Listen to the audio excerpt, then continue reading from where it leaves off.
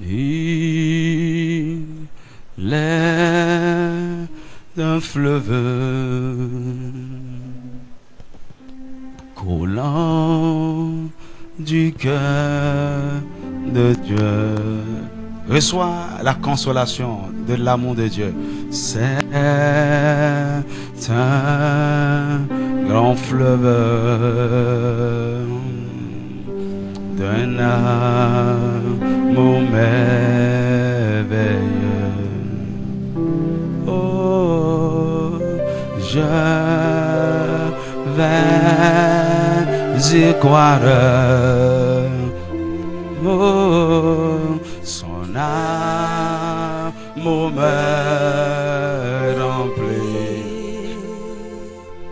remplit, et sa victoire m'anime de l'esprit. Il est un fleuve, il est un fleuve coulant du cœur. Reçois ce fleuve d'amour. Ça coule vers toi, ça coule dans ton cœur, ça coule dans ta maison. Grand fleuve. Il amène la consolation, la paix. D'un amour merveilleux. Je veux y croire. Je vais y croire. Son amour me remplit. Et sa victoire. Et sa victoire m'anime de l'esprit. Merci Kataraba. Merci Jésus. Est-ce que tu peux l'acclamer encore une fois?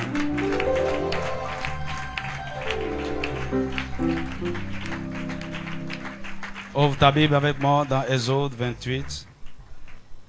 Exode 28, verset 1 et verset 40 à 43. Exode 28, verset 1, verset 40 à 43. Fais approcher de toi Aaron, ton frère, et ses fils, et prends-les parmi les enfants d'Israël pour les consacrer à mon service dans le sacerdoce. Aaron et ses fils, et les fils d'Aaron, Nadab, Abihu, Éléazar et Ithamar. Verset 40. Pour les fils d'Aaron, tu feras des tuniques, tu leur feras des ceintures et tu leur feras des bonnets pour marquer leur dignité et pour leur servir de parure. Tu en revêtiras Aaron ton frère et ses fils avec lui, tu les oindras, tu les consacreras. C'est quoi?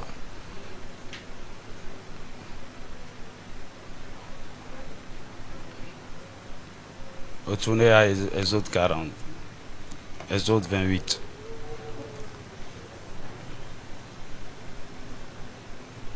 Je dis 40 à 43.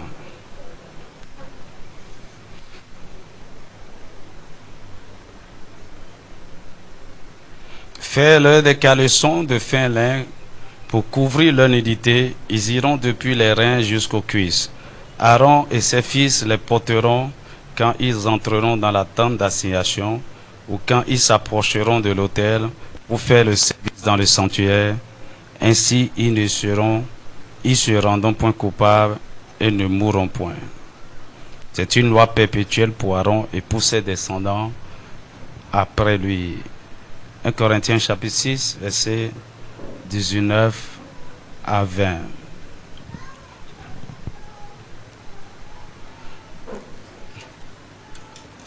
Ne savez-vous pas que votre corps est le temple du Saint-Esprit qui est en vous, que vous avez reçu de Dieu et que vous ne vous appartenez point à vous-même? Verset 20.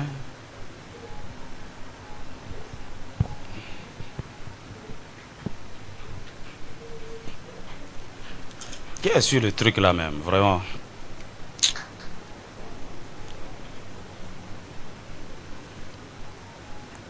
Car vous avez été racheté à un grand prix. Car vous avez été racheté à un grand prix. Glorifiez donc Dieu dans votre corps et dans votre esprit qui appartiennent à Dieu. Amen. Que Dieu bénisse sa parole. Puis t'asseoir dans sa présence. Alors, nous avons commencé un voyage par rapport à la consécration. Nous avons compris que avoir une vie consacrée, c'est un honneur, c'est un privilège. Et qu'il ne suffit pas juste de naître de nouveau. Il ne suffit pas d'être sauvé, de recevoir Jésus. Mais après le salut, il y a quelque chose d'important que nous devons faire si nous voulons jouir du meilleur de Dieu. Amen. Le christianisme traditionnel, la religion nous a fait croire qu'il suffit juste d'être sauvé et puis on reçoit tout de Dieu. Non, nous sommes sauvés pour lui être consacrés. C'est une obligation, c'est une nécessité. La raison pour laquelle l'Église est faible, les chrétiens sont faibles, ne pouvons pas faire de grandes choses, posséder notre héritage en Christ, c'est à cause du manque de consécration. La consécration est le secret. C'est dans la consécration que se trouve notre force, notre puissance et notre gloire. Et très peu de chrétiens sont consacrés. C'est pour ça que nous sommes faibles. Et Satan, il connaît bien les bienfaits, les secrets de la consécration. Et il s'est arrangé très tôt pour nous séduire, pour nous donner des enseignements faussés, pour nous amener à croire à un évangile bizarre. Et mieux, ceux qui veulent se consacrer, ceux qui ont compris qu'ils se consacrent, Satan les attaque et les empêche réellement de se consacrer à Dieu.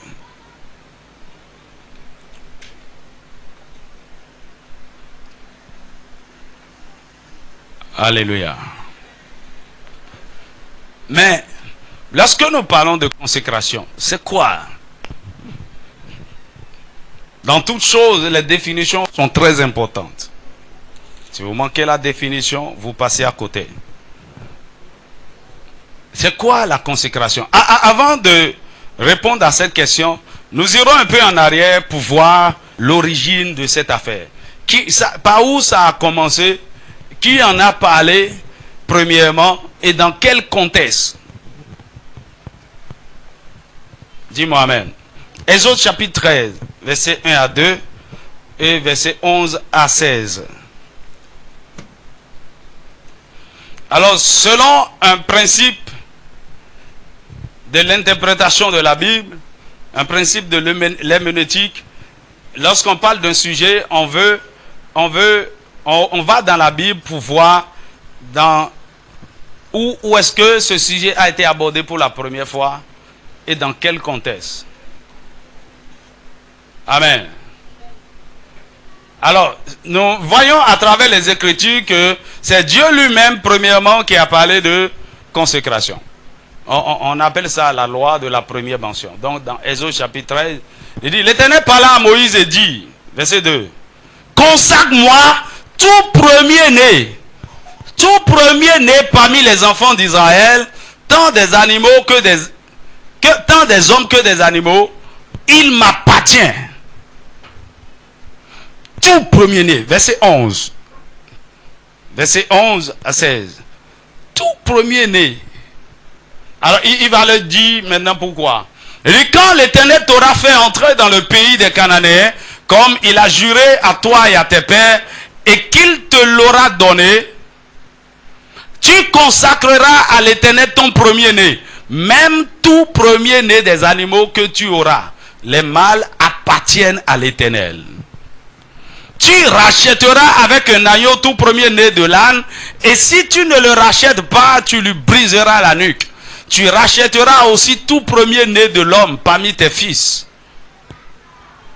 Et lorsque ton fils te demandera un jour, que signifie cela? Tu lui répondras, par sa main puissante, l'Éternel nous a fait sortir d'Égypte, de la maison de servitude. Verset 15. Et comme Pharaon s'obstinait à ne point nous laisser aller, l'Éternel fit mourir tous les premiers-nés dans le pays d'Égypte, depuis les premiers-nés des hommes jusqu'aux premiers-nés des animaux. Voilà pourquoi j'offre en sacrifice à l'Éternel tout premier-né des mâles, et je rachète tout premier-né de mes fils. Voilà pourquoi j'offre en sacrifice à l'Éternel. Il dit, ce sera comme un signe sur ta main et comme des frontons entre tes yeux, car c'est par sa main puissante que l'Éternel nous a fait sortir d'Égypte. Reviens au verset 15. Alléluia. Alors Dieu dit aux enfants d'Israël, alors voici là où il a parlé premièrement de consécration. Il dit, tout premier-né, que ce soit des hommes ou des animaux, m'appartient. Vous allez me les consacrer. Et il m'appartient. Le premier-né m'appartient. C'est ma propriété. Pourquoi vous allez le faire? Parce que en sortant d'Égypte, j'ai tué les premiers-nés. Alors, imaginez cette nuit, hein, je ne sais pas combien de premiers-nés il y avait en Égypte. Ça, c'est un génocide. Hein. Un premier-né, tous les premiers-nés d'Égypte et tous les premiers-nés des animaux. Et ça veut dire quoi? Les enfants d'Israël sont sortis sous un sacrifice. Un sacrifice a été offert pour qu'ils soient libérés. Ok. Ils étaient en servitude, ils étaient en captivité. Ils souffraient beaucoup. Seigneur, tu as décidé de les faire sortir. D'ailleurs, c'était même une prophétie. Tu l'avais dit à Abraham que sa descendance ira en captivité. Maintenant, on les a fait souffrir et tu es venu les faire sortir. Même si tu détruis le pays d'Égypte, tu leur fais du mal, ils le méritent. Parce qu'ils ont fait souffrir ton peuple. Ils ont fait souffrir ton peuple de toute façon. Ok. Mais, les choses ne sont pas aussi simples. Si Dieu a voulu, a décidé que tout premier-né lui soit consacré, il y a donc une raison. Et la raison, c'est au-delà du fait que les premiers-nés d'Égypte ont été sacrifiés pour que Israël sorte. La raison, c'est que dans le monde spirituel, aucun sacrifice, en fait, tout sacrifice qui a été fait pour un but donné a besoin d'une compensation pour être équilibré.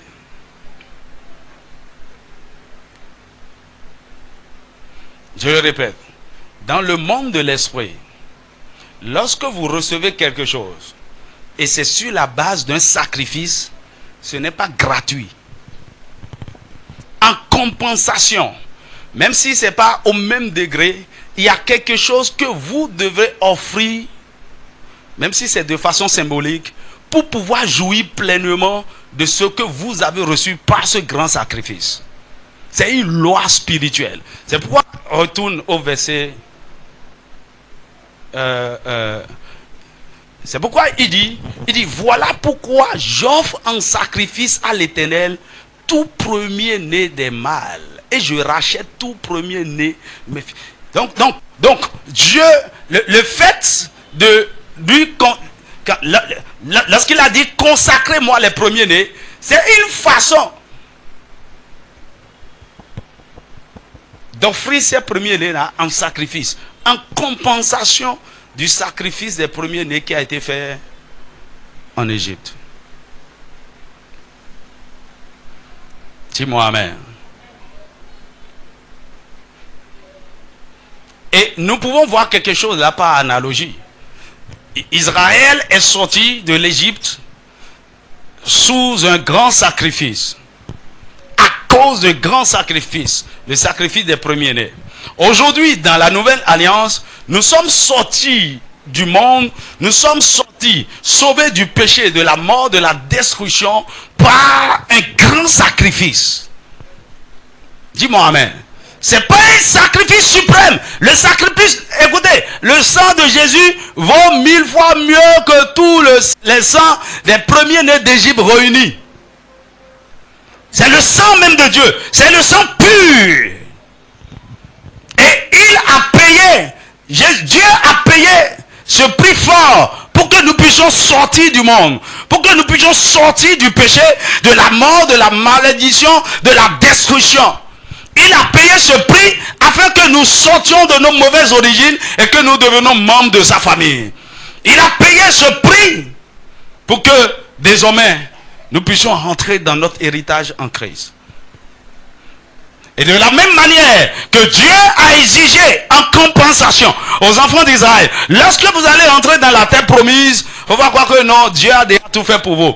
Je veux en compensation de ce sacrifice que tous les premiers-nés me soient consacrés. Aujourd'hui, dans cette même alliance, Dieu exige que tous, ici, il ne s'agit plus des premiers-nés. Il s'agit de tous ceux qui ont été sauvés.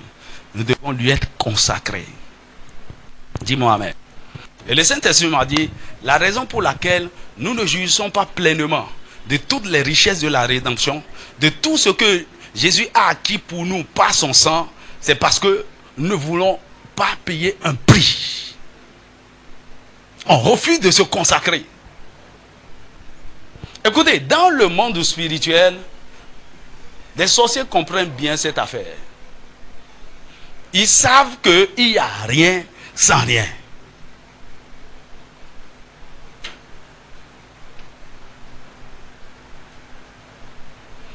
Alors, on veut jeter un sort pour tuer quelqu'un. Et c'est un sorcier qui a amené son cas dans le couvent. Ok, on veut le tuer. Ah, parce qu'il a fait ceci. Donc, Satan veut déployer quelque chose, une âme pour exécuter cette tâche. Celui qui veut offrir ce sacrifice doit donner quelque chose en compensation au couvent de sorcellerie avant que ça ne soit accompli. Amen. Ici, nous, Jésus a déjà tout fait pour nous. On n'a aucun prix à payer. Il y en a même qui sont allés loin. Hein. On n'a plus besoin de jeûner. On n'a plus besoin de prier. Tu peux pécher comme tu veux. La grâce est là. L'évangile de la grâce. Hein? Et nous n'avons rien fait. On n'a payé aucun prix. Nous n'avons payé aucun dédommagement, une compensation. Ok? Mais nous attendons tout de Dieu. Et bien évidemment, il nous a déjà tout donné par son sang. Mais nous ne pouvons pas en jouir pleinement parce que nous sommes en train de violer une loi spirituelle. Est-ce que quelqu'un me suit? Si tu me suis, dis Alléluia. Il faut comprendre ça, sinon... Parce que tout le mystère de cette affaire est là. Mais pourquoi Dieu demande qu'on se consacre? Alors, nous sommes allés à l'origine pour voir dans quel contexte la chose a été instituée. Donc, Dieu l'a instituée d'abord à cause des premiers-nés d'Égypte qu'il a tués. Je ne vais pas sacrifier ces gens-là inutilement et vous allez sortir seulement. Versez tous ces sangs-là et vous allez sortir seulement. Non! En compensation, je veux que vos premiers-nés, même des animaux, me soient consacrés. Si vous ne voulez pas les consacrer, vous pouvez les racheter. Dans tous les cas, ça doit être consacré. Alléluia. Donc, c'est Dieu lui-même qui a initié la consécration. D'abord, en rapport au premier-né d'Égypte, au premier-né d'Israël, et puis après, en rapport avec Aaron et ses fils, choisis parmi les Lévites pour servir le Seigneur dans le sanctuaire, comme sacrificateur. Dis-moi amen. En fait, lorsque vous allez loin,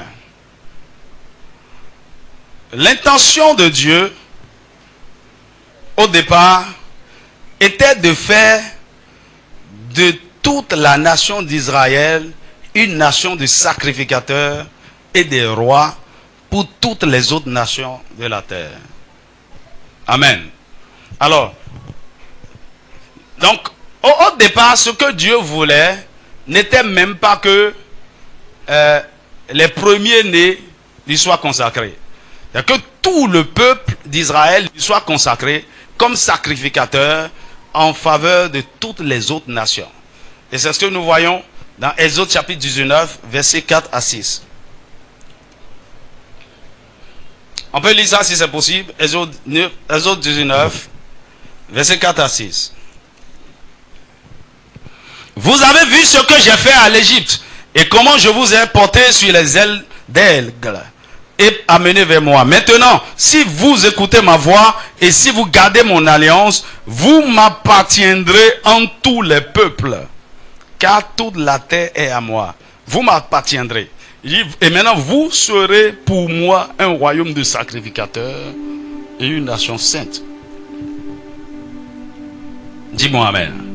Maintenant, Israël n'a pas compris ce que Dieu voulait faire. Et donc, Dieu n'a pas pu consacrer à lui toute la nation. Il dit, ok, maintenant, comment je vais faire?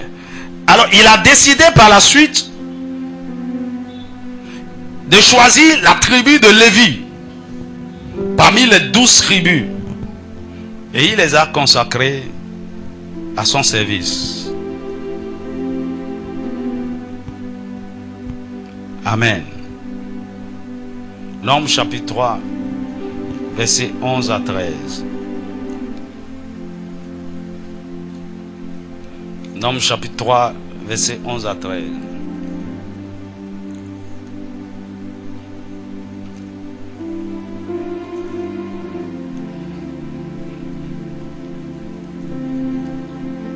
Nombres chapitre 3, versets 11 à 13.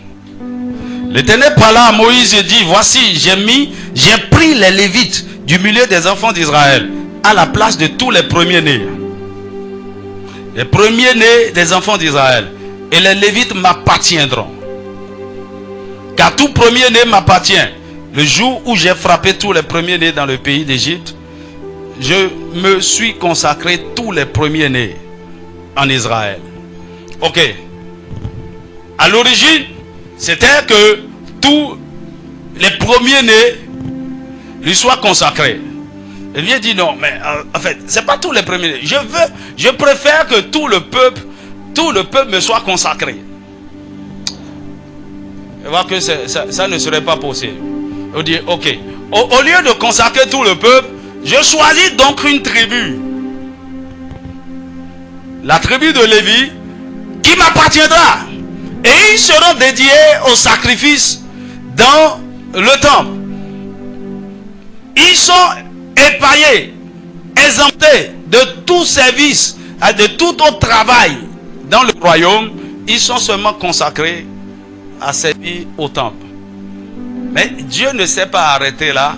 Il est allé plus loin. Il a choisi parmi toute la tribu de Lévi la maison d'Aaron. Ok? Il a choisi Aaron. On a lu tout à l'heure, hein? Exode 29, versets 4 à 9. Parmi tous les Lévites, seule la maison d'Aaron a été choisie par Dieu et réellement consacrée au sacerdoce comme des sacrificateurs. Donc ceux qui sont appelés à offrir des sacrifices, à servir Dieu devant le temple, à rentrer dans le lieu saint, le lieu très saint,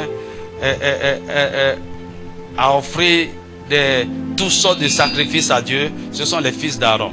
Mais les autres Lévites sont aussi consacrés au temple Mais il ne s'approche pas des sacrifices.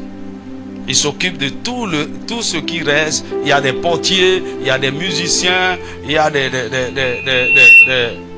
gens qui nettoient, il y a des porteurs. Alors, Dieu était en train de faire tout ça afin d'établir la loi de la compensation. Dis-moi amen.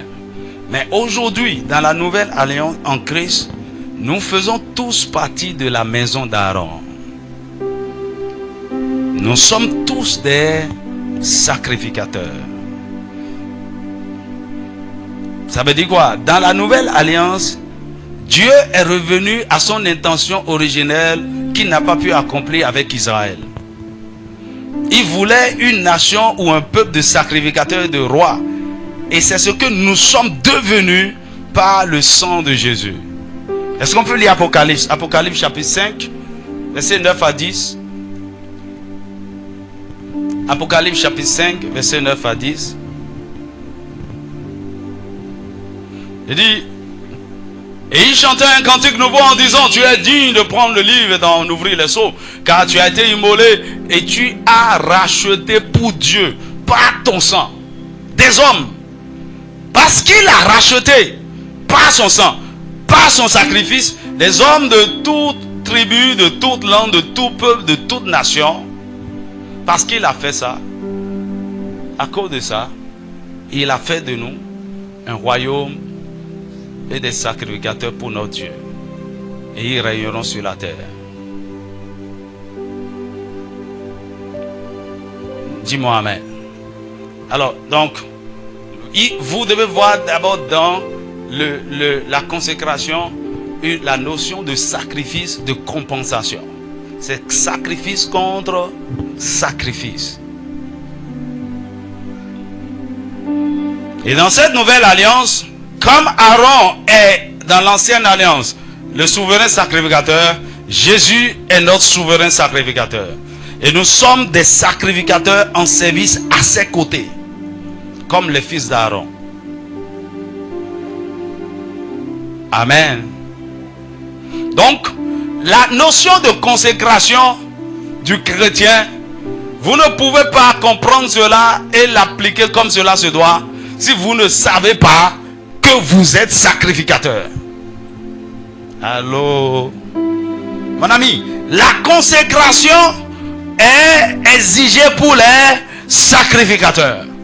Et parce que nous sommes tous des sacrificateurs dans cette nouvelle alliance, et que Dieu n'a pas choisi un peuple, des pasteurs, une tribu, certaines personnes, une élite particulière pour être consacrés, nous tous, étant donc sacrificateurs, nous sommes tous appelés à la consécration.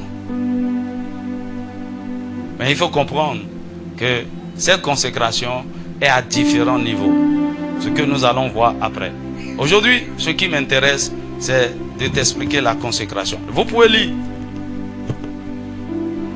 Hébreux chapitre 5, verset 1 à 10, qui montre Jésus comme notre souverain sacrificateur, qui a été choisi du milieu de nous, qui peut compatir à nos douleurs, offrir des sacrifices à notre place, et a souffert. Il a souffert afin que nous soyons sauvés. Et Zacharie chapitre 6 verset 12 à 13 le présente comme sacrificateur et roi. Alors ce qu'il faut comprendre, c'est quoi? L'homme ne se consacre donc pas à Dieu. C'est pas un homme qui décide, oh, ok, je veux me consacrer à Dieu.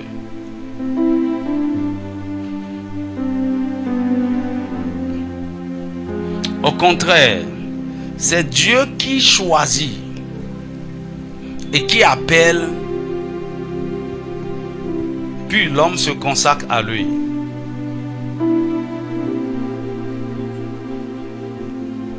Et l'appel à la consécration est notre appel au salut. Le fait d'être appelé. Est-ce que vous savez que Parce que vous êtes sauvés, c'est un appel. Il dit, ceux qu'il a connus d'avance, il les a prédestinés. Et ceux qu'il a prédestinés, il les a appelés. Et donc, l'appel au salut est égal en même temps l'appel à la consécration. Maintenant, Dieu t'a choisi pour le salut et donc d'office pour la consécration. Maintenant, il t'appartient de choisir à ton tour, d'accepter cet appel et de te consacrer. Parce que la consécration, après tout, est désormais une responsabilité, une décision volontaire. Donc la consécration est un privilège. C'est une façon de partager la dignité, la gloire et la beauté de Dieu étant à son service. Il vous met à part. Il vous donne le privilège d'être plus proche de lui. Tu vois, il y a certaines choses que seuls les sacrificateurs expérimentent. Les Lévites ne peuvent pas. Seuls les sacrificateurs sont qualifiés à entrer dans le lieu saint, à offrir des sacrifices. Seul le souverain sacrificateur est qualifié à entrer dans le lieu très saint. Écoutez, il y a certaines... Vous ne pouvez pas vivre l'intimité avec Dieu si vous n'êtes pas encore consacré. Vous pouvez vivre comme tous les autres croyants, rester sur le pavis, chanter et célébrer et attendre que les sacrificateurs finissent d'offrir le sacrifice. Il y a des mystères, il y a des choses que les sacrificateurs font, comprennent avec Dieu que tout le reste du peuple ne comprenne pas. Ils ont accès à la loi, c'est eux qui expliquent la loi, c'est eux qui voient la gloire de Dieu. Et le peuple est de l'autre côté, ils observent.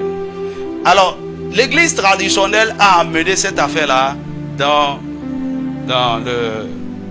le christianisme.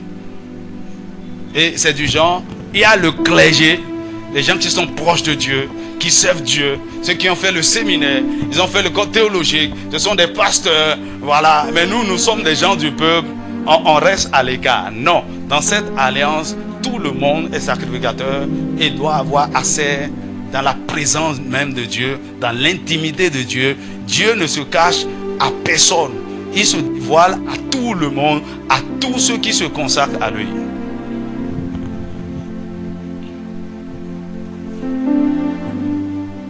Donc, ce n'est pas une affaire de pasteur. Dis-moi amen. C'est pourquoi je t'ai dit que c'est un privilège.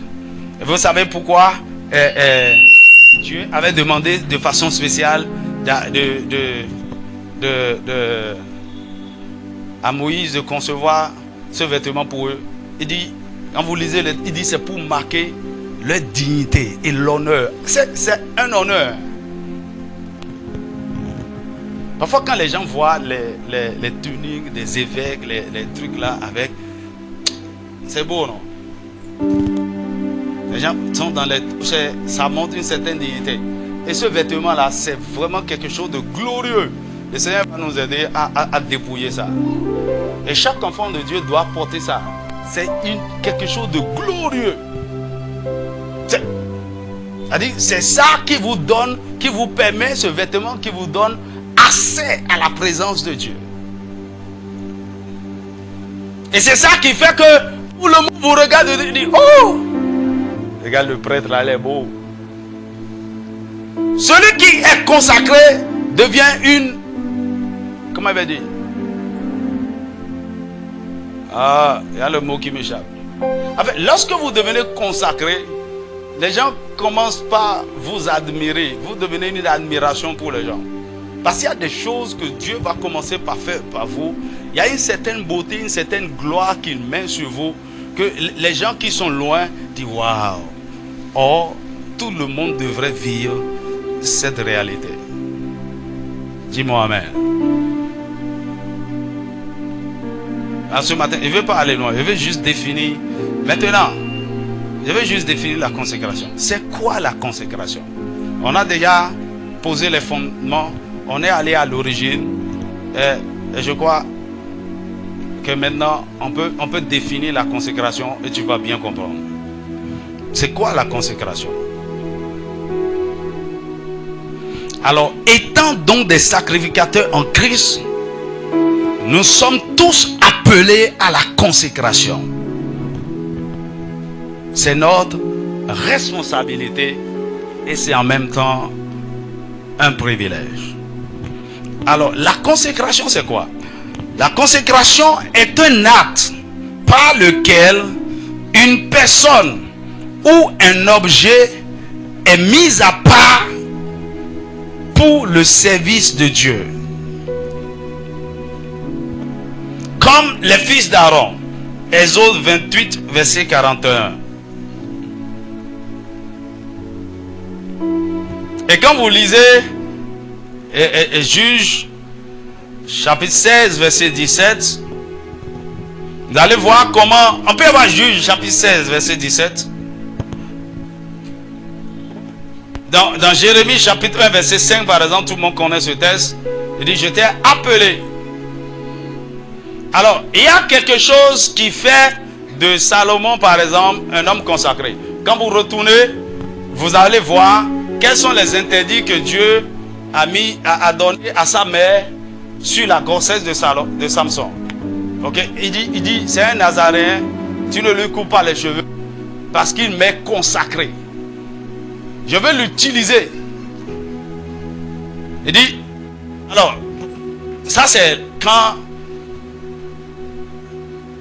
Samson avait sa tête sur les cuisses de Delilah.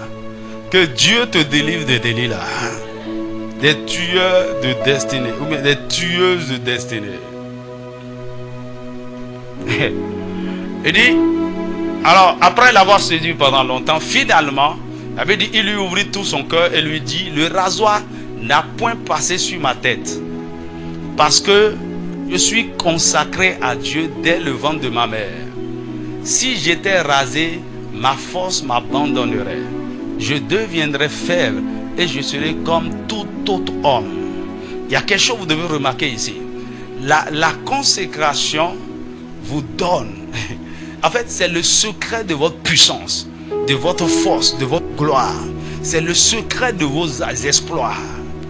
C'est ce qui vous permet d'être efficace et de servir Dieu de façon glorieuse. Et dans cette consécration, il y a des interdits. Il y a des choses que vous ne devez pas faire. Il y a des choses qui devraient être même des secrets.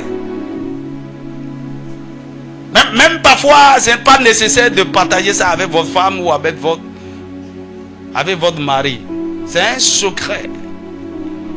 Le secret de votre consécration.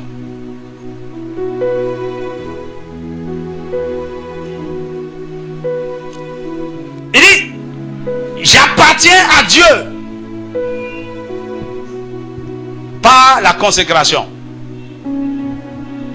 Si tu veux m'avoir, il faut que les exigences de la consécration soient violées. Et c'est ce que Delilah a fait. Il lui a coupé les cheveux. Et Samson lui dit, il dit: je ne suis pas un homme comme tout le monde. Je ne suis pas un homme normal. Un homme consacré n'est pas un homme normal. Il y a quelque chose, un mystère que tu transportes. Quelque chose de glorieux que les gens ne vont pas comprendre. Mais comment tu fais? C'est quoi cette grâce? C'est quoi cette faveur? Comment tu fais? Non. C'est lié à ta consécration. Dis-moi amen. Lorsque vous lisez Galates chapitre 1 verset 15 à 17, vous allez voir comment l'apôtre Paul a eu la révélation après sa conversion que en réalité Dieu l'avait consacré depuis le ventre de sa mère à être apôtre. Amen. Et parce qu'il ne marchait pas dans le chemin de sa consécration, il était devenu ennemi de Dieu. Lorsque vous n'êtes pas consacré, vous devenez un ennemi de Dieu, un ennemi des plans de Dieu.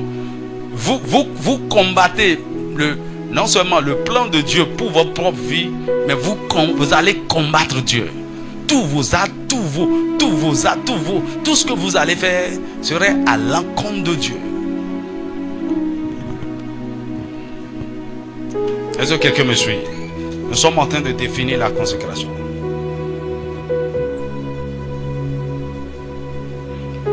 Donc je répète, la consécration est un acte par lequel un homme ou une personne ou un objet, on peut consacrer aussi un objet. Vous allez voir dans Lévitique par exemple, on a consacré le temple, consacré les autels, consacré les ustensiles. Ok, la consécration, c'est recevoir le ministère de servir Dieu, qui est une raison pour laquelle nous sommes sauvés. Et maintenant, dans la consécration, il y a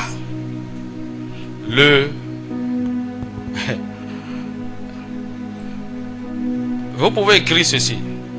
La consécration égale séparation plus sanctification.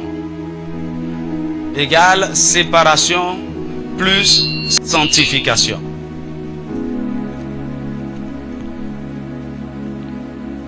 Dis-moi amen.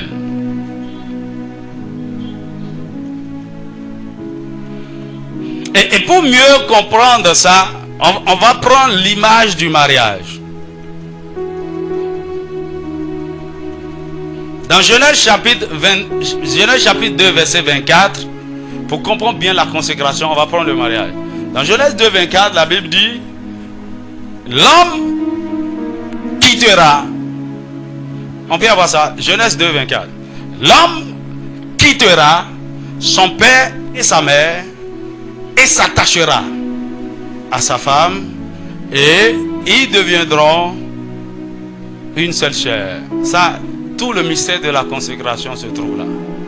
Alors, on peut donner une autre équation par rapport à la consécration. La consécration, selon ce texte, c'est quitter, s'attacher pour devenir une seule chair. Quitter, s'attacher et devenir une seule chair. Et ici, une seule chair avec qui? Jésus. Ok. Une femme mariée, en réalité, est une personne consacrée à son mari. C'est pourquoi, en réalité, lorsque la femme se marie, elle perd son identité. Elle perd son nom, normalement. Il faut laisser la législation des hommes là qui met dessous à Gossa, à Pauline. Ou bien elle va mettre tel, né, mon ami. Il faut oublier ça. Oh, c'est pas une affaire de né. Tu es perdu dans ton mari. Et tu perds ton nom. Lorsque nous venons à Jésus, c'est ça. On devient son épouse, on perd notre identité et on se confond à lui. On quitte le monde, d'accord, et on s'attache à lui. Le mariage est une affaire de consécration des deux côtés. Et quand vous ne faites pas ce travail, c'est là où il y a des problèmes. Les gens divorcent. La Bible dit l'homme quittera son père et sa mère. Ok, pourquoi Dieu dit l'homme quittera son père et sa mère? La Bible suppose que déjà la femme quitte. Faut pas croire qu'il n'a pas dit l'homme quittera son père et sa mère et ira chez sa belle famille. Restez chez...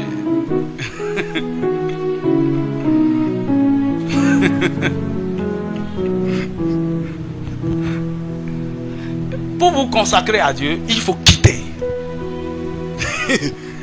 Vous devez quitter le monde. Ok, je reste d'abord sur le mariage pour bien. Quand je vais expliquer au niveau du mariage, tu vas bien comprendre. Alors, par exemple, l'homme qui veut se marier, pour avoir un mariage heureux, il doit quitter sa famille. Il doit quitter son père et sa mère. Il doit quitter ses origines. Il doit quitter les autels, quitter les alliances, quitter les malédictions de la famille. Il doit quitter les cultures. Il doit quitter physiquement, spirituellement et émotionnellement. La raison pour laquelle il y a beaucoup de troubles dans les foyers, les gens n'ont pas quitté. Ils n'ont pas quitté. Et ils sont venus avec leur maman. L'homme est venu avec sa maman. La femme est venue avec son père. Il est venu avec les traditions de la maison de son père. La façon dont son père gérait la maison, traitait sa mère. Il est venu avec ça. Il y a même des choses qu'il a oubliées. Et de temps en temps, il appelle ses parents pour lui dire comment on fait ça. Il n'a pas quitté. Et du coup, il y a des choses que Dieu a demandé de quitter pour s'attacher, que nous gardons encore. Et parce que nous n'avons pas quitté, nous ne sommes pas vraiment attachés à notre conjoint.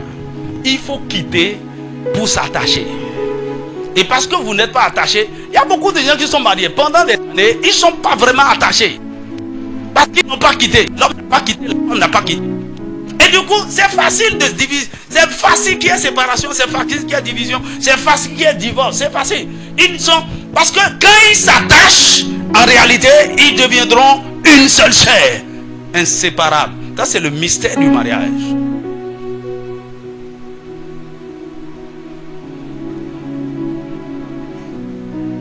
Ici, dans la consécration, l'homme doit quitter.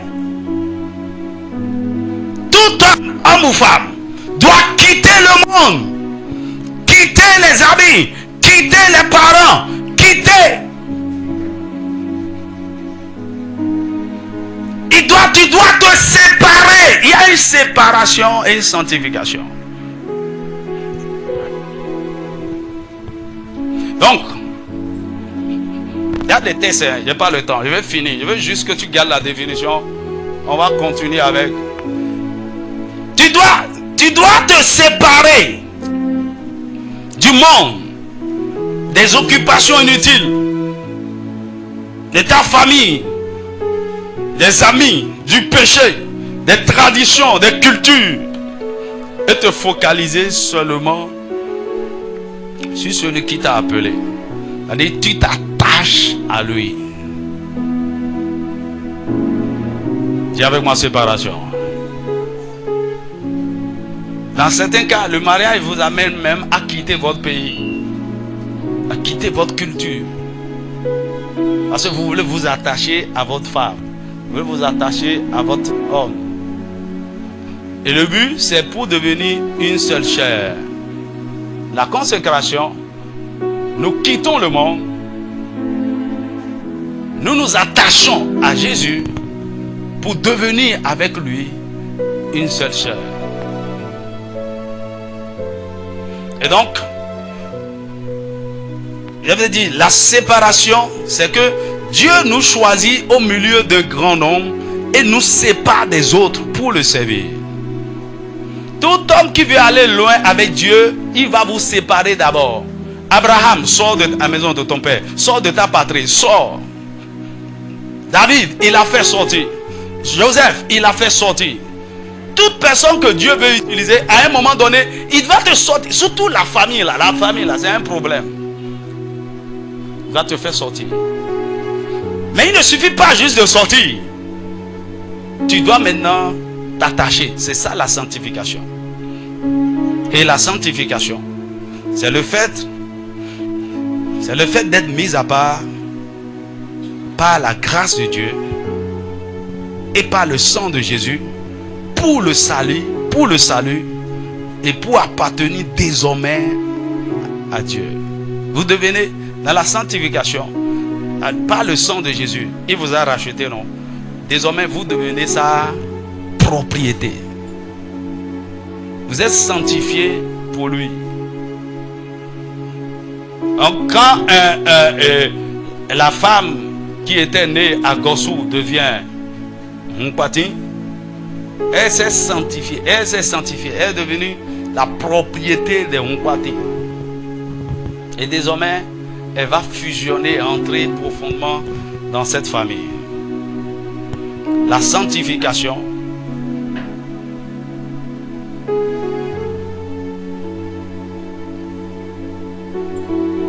Corinthiens chapitre 6, verset 11.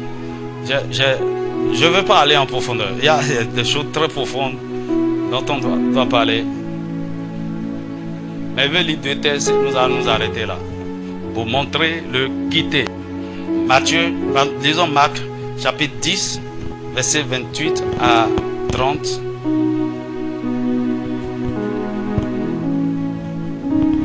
Matthieu chapitre 28, verset 28 à...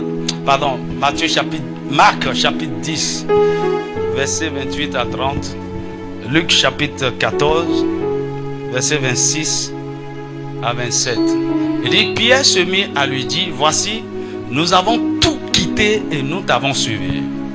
La notion de quitter. On a quitté notre emploi. On a quitté nos familles. On a quitté nos occupations. Et nous t'avons suivi. Il y a beaucoup de gens qui sont à l'église. Ils n'ont rien quitté. Ils n'ont rien quitté. Il dit, Jésus l'a dit. Il dit, nous t'avons suivi. Ok. On devait quoi? Jésus lui répondit. En vérité, il n'est personne qui ayant quitté à cause de moi et à cause de la bonne nouvelle. Voici les 2 raisons de la consécration. Dieu et la bonne nouvelle. Dieu et la mission qu'il nous a confiée. Ok? Il a quitté à cause de Jésus, à cause de son but. Il a quitté sa maison, ses frères, sa mère, son père ou ses enfants et ses terres. Verset 30. Il a quitté toutes ces choses, non? Et maintenant, tu vas recevoir au centuple. Écoutez, ça c'est la récompense du fait que tu as quitté. Et cette récompense n'appartient seulement à ceux qui sont réellement consacrés.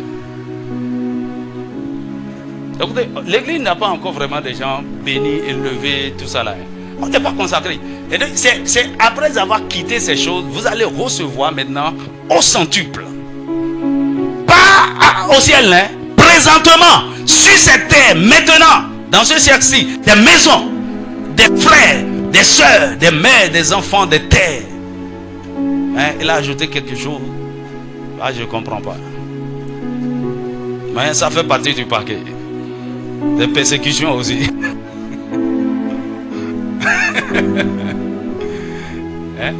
Ici, sur la terre. C'est pourquoi je dis, les bénédictions rares, les plus grandes élévations de Dieu, ça vient par la consécration. Mais Satan a dit, il ne faut pas quitter. Il ne faut jamais quitter. Il faut aller là-bas. Si tout ce que tu trouves que Jésus peut donner, attrape. Et va ajouter à ce que tu as. Tu ne veux pas quitter.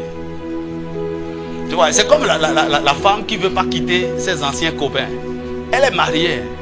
Elle n'a pas quitté. Ces petits gars du quartier. Elle n'a pas quitté. Tous les prétendants qu'elle avait. Galbert, Rigobert, Honoré. Elle a toujours le numéro.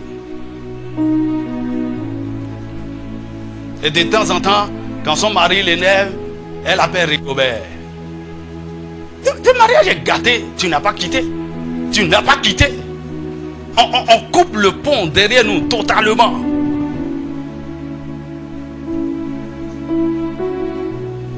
Tu n'as pas quitté les traditions. Dans notre famille, c'est comme ça. Non, non. Tu dois quitter. Tu dois te séparer. Tu as des anciens amis, c'est toujours des païens, des vulgaires, des fornicateurs, des masturbateurs attitrés. Tu ne veux pas les quitter. Et tu sais quoi? Ce n'est même pas seulement des mauvaises choses qu'on quitte. Hein. Tu dois quitter des bonnes choses. Quitter parfois ton travail. Comme les disciples. Il a dit, suivez-moi. Ils ont laissé leur entreprise de pêche. Il a vu Matthieu. Hein? Lui, il avait un homme riche. Au poste de douane. Il dit, suis-moi. Oh, on va laisser tout ça pour te suivre. Oui. Il y a des gens qui ne veulent rien laisser, ils ne veulent rien perdre, mais ils veulent tout gagner avec Jésus. Vous n'êtes pas prêts pour la consécration. Ok? Donc, je me sépare et je m'attache. Et je m'attache aussi longtemps jusqu'à ce que nous devenions un. Par exemple, dans le mariage, vous savez, beaucoup, il y a des gens qui sont restés des années dans le mariage, mais ils ne sont jamais devenus une seule chair. C'est quand vous avez réellement quitté, ok, et pour quitter, surtout quitter de façon spirituelle et émotionnelle, là, ça prend du temps.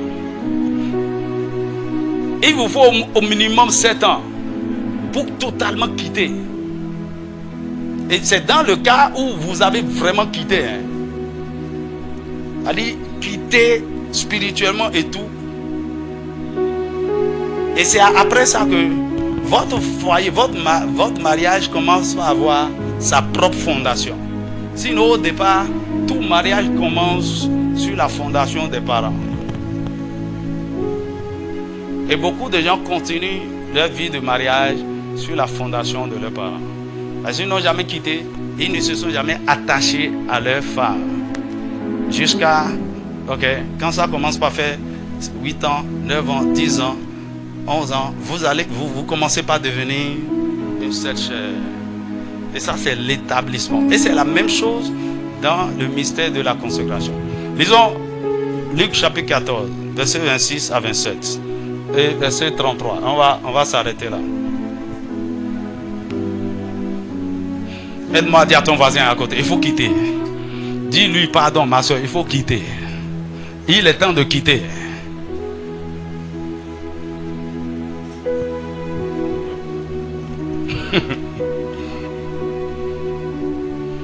Il dit, voilà, il dit, si quelqu'un vient à moi et s'il ne hait son père, ok, c'est pas haïr, on ne t'a pas dit de haïr ton père, c'est une expression. En fait, dans d'autres versions, il dit, et s'il ne me préfère pas, tu dois venir, si tu viens à Jésus, tu dois préférer Jésus à ton père, ta mère, ta femme, tes enfants, tes frères, tes soeurs et même à ta propre vie. Ça, c'est quitter là. Même ta propre vie. Jésus doit devenir la priorité. Il y a des gens qui ont abandonné l'église à cause de leurs femmes, à cause de leur mari, à cause de leurs parents, à cause de...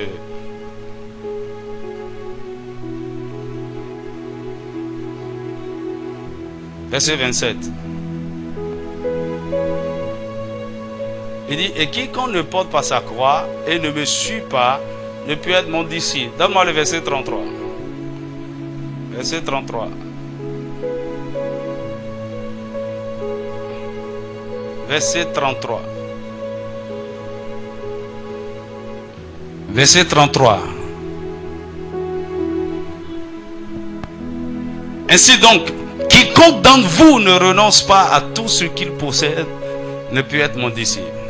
Il y a des choses, vous devez renoncer à ça. Comme Matthieu chapitre 16, verset 24 à 26, vous devez renoncer à de bonnes choses, à certaines choses, même qui sont légitimes, pour vous attacher à Jésus.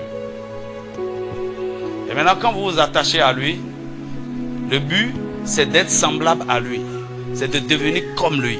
Donc, vous rentrez dans un processus de transformation, de dépouillement et de mort.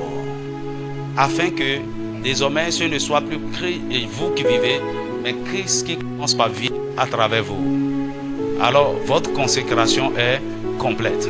C'est pourquoi la personne de la consécration, c'est Jésus.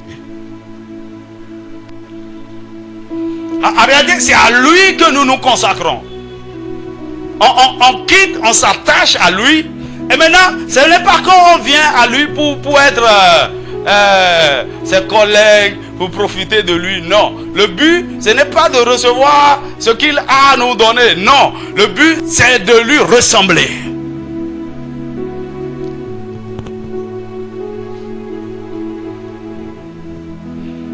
Oh, Seigneur, aide-nous. Seigneur, aide-nous. Et c'est là où vous devenez puissant. Vous savez quoi? La consécration est le meilleur remède pour toutes sortes de délivrances. Quand les gens sont allés chercher des délivrances, il y a un esprit qui me perturbe là. Il y a, mon ami, laisse Jésus se former en toi. Votre consécration peut aller aussi loin que lorsqu'on vous regarde, on ne vous voit plus. On voit Jésus. On voit la lumière. Dis-moi amen. Est-ce que tu as compris la consécration? On va continuer ce voyage et revenir un peu sur ces deux aspects-là de la séparation et de la sanctification. Je n'ai pas encore touché vraiment le fond. Et c'est sur ça que va porter notre temps de jeûne qui commence jeudi. Amen. Le Seigneur va nous faire du bien. Je vous assure, il nous prépare pour quelque chose de glorieux. Le mystère. Vous allez voir. Je vous en prie, suivez ces choses. Même si vous n'avez pas le temps, suivez les enseignements après, priez. Quelque chose va se passer. Nous allons rentrer. Votre vie sera transformée. Pourquoi? Il veut déverser quelque chose. Je le répète, 2024 là, si tu passes à côté, il nous prépare pour la gloire. Mais c'est pour les vases consacrés. Incline ta tête. Marie brochi que terrible.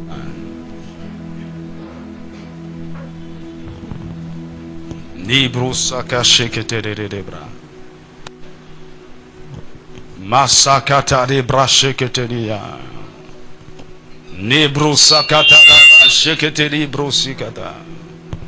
Oh, dis merci à Jésus. Dis merci à Jésus. Dis merci à Jésus. Tu as dit, Seigneur, révèle-moi ce mystère. Ouvre mes yeux afin que je comprenne profondément.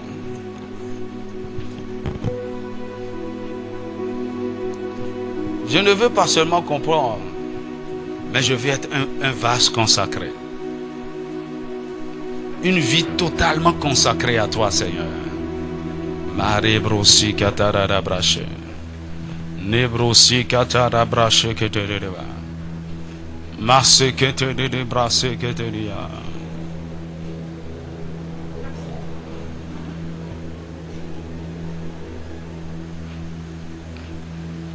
Seigneur, déchire le voile de l'ignorance. Renverse les anciennes forteresses qui étaient là. Ces forteresses qui nous faisaient croire que tu as déjà payé le prix. Nous voulons être des sacrifices de compensation. Seigneur, aide-nous. Seigneur, aide-nous.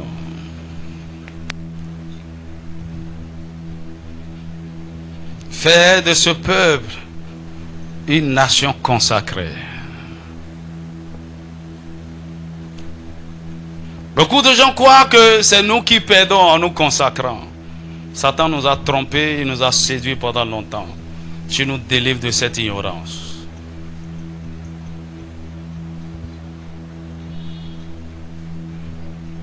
Et tu nous amènes plus dans les profondeurs. Il y a le but de la consécration. Il y a la base de la consécration. Il y a le chemin de la consécration. Il y a le prix de la consécration. Seigneur, tu vas nous instruire. Tu vas nous instruire. Tu vas nous instruire. Mare brosi kata de brasa kata. Ne brasi kata de brosi kata rabra. Ne brosi kata de brasi kata de brasi kata. Ne brosa kata de brasi kata de. Va dire, Seigneur, me voici. Je suis prêt à tout quitter pour toi.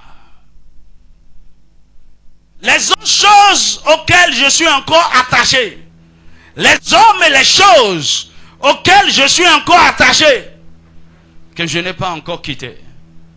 Seigneur, sépare-moi. Montre-moi les choses que je dois quitter. Montre-moi des amis que je dois quitter. Montre-moi les péchés et les habitudes que je dois quitter. Montre-moi les traditions que je dois quitter afin de s'attacher à toi.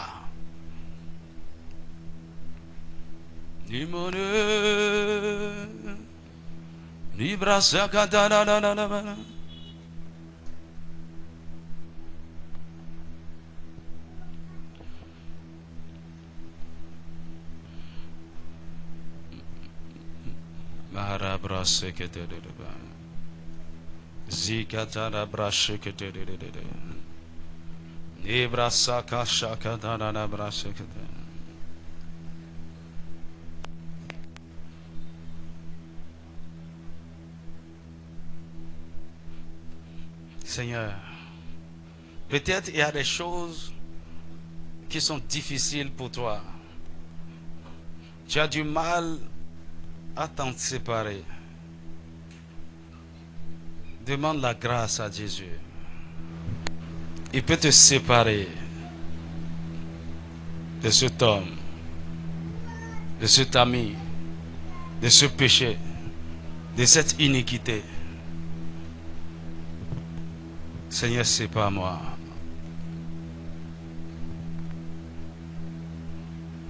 Je veux quitter pour m'attacher à toi. Je veux quitter pour m'attacher à toi.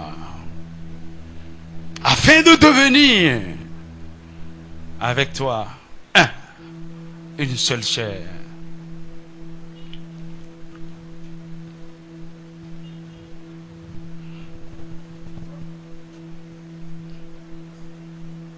Seigneur, amène-nous dans les profondeurs. Ne voulons pas seulement parler de ceci. Nous voulons vivre une vie consacrée. Nous voulons être vraiment consacrés. Tout ce que nous avons besoin de comprendre, de saisir autour de ces mystères, Seigneur, révèle-les-nous pour la gloire de ton nom.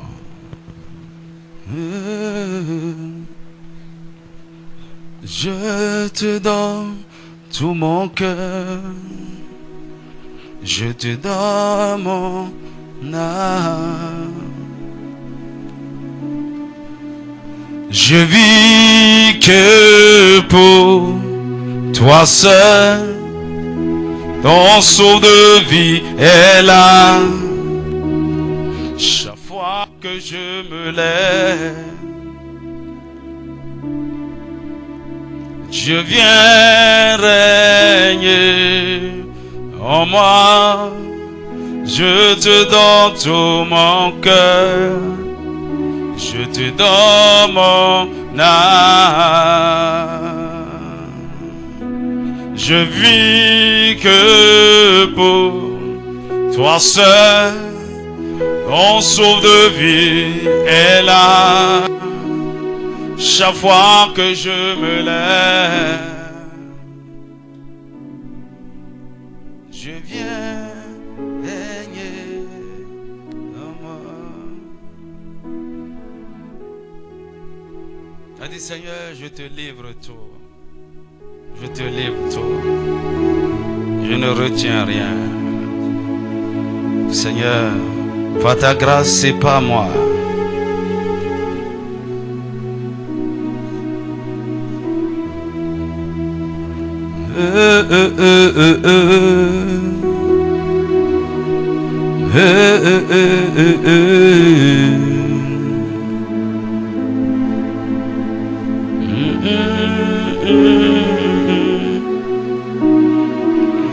Demande au Saint-Esprit de montrer les choses que tu dois quitter. Tu dois quitter, tu dois quitter. Tu es un sacrificateur. Le Seigneur est en train de parler à certaines personnes. Quitte l'alcool, quitte ça, quitte ça. Tu es un sacrificateur, tu es un sacrificateur. Quitte ça. Il y a certaines nourritures, tu continues de manger. Pour les autres, c'est bon. Pour toi, là, quitte ça, quitte ça.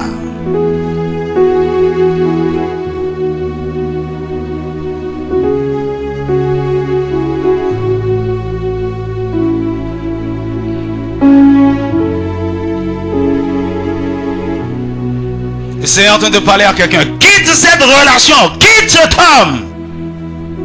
Quitte ça. Et c'est un partenaire d'affaires. Hein? Quitte ça.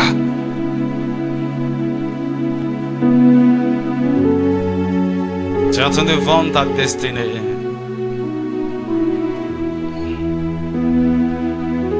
Seigneur, ouvre nos yeux, ouvre nos yeux, ouvre nos yeux, ouvre nos yeux. Quitte cette amertume. Quitte ce cœur offensé, ce cœur blessé, ce cœur. Quitte ça, quitte ça. Il y a des choses que tu dois quitter.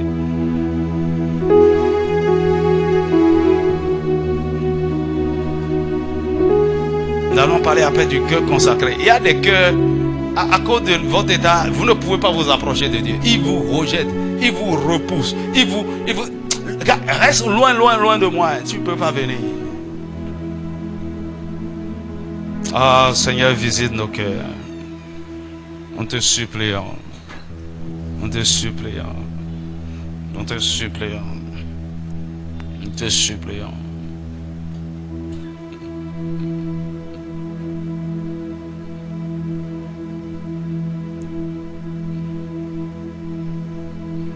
Merci Seigneur. Commence par lui dire merci.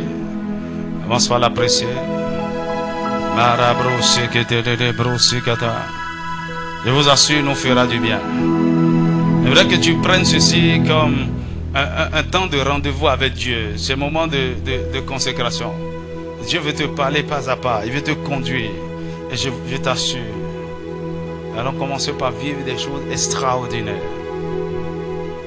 Nous allons devenir ce peuple-là avec qui Dieu va faire des choses extraordinaires.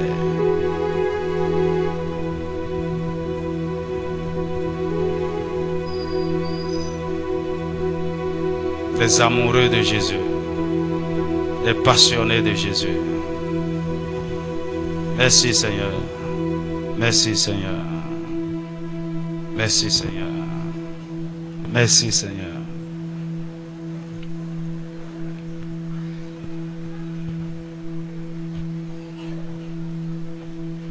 Merci Seigneur. Marabrosé que te deba. Masakataraba.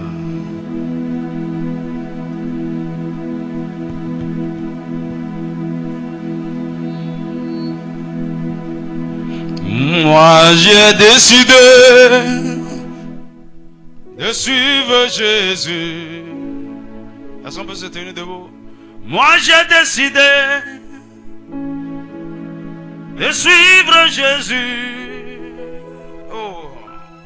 Moi j'ai décidé de suivre Jésus. Point de retour, point de retour. Moi j'ai décidé de suivre Jésus. Moi j'ai décidé de suivre Jésus. Moi j'ai décidé de suivre Jésus. Point de retour, point de retour. Le monde derrière moi, maintenant c'est Jésus. Le monde derrière moi, maintenant c'est Jésus. Le monde derrière moi, maintenant c'est Jésus. Point de retour, point de retour. Yemangwe boda, nangwe do Jesu. Yemangwe boda, nangwe do Jesu. Yemangwe boda,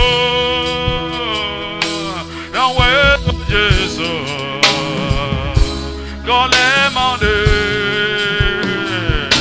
gole mande. Chante avec moi, j'ai décidé. Moi j'ai décidé de suivre Jésus. Moi j'ai décidé de suivre Jésus. Moi j'ai décidé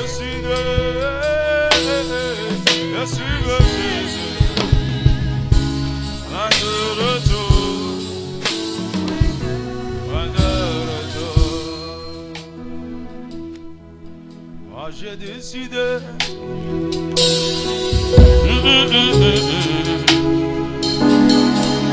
I have decided to follow Jesus.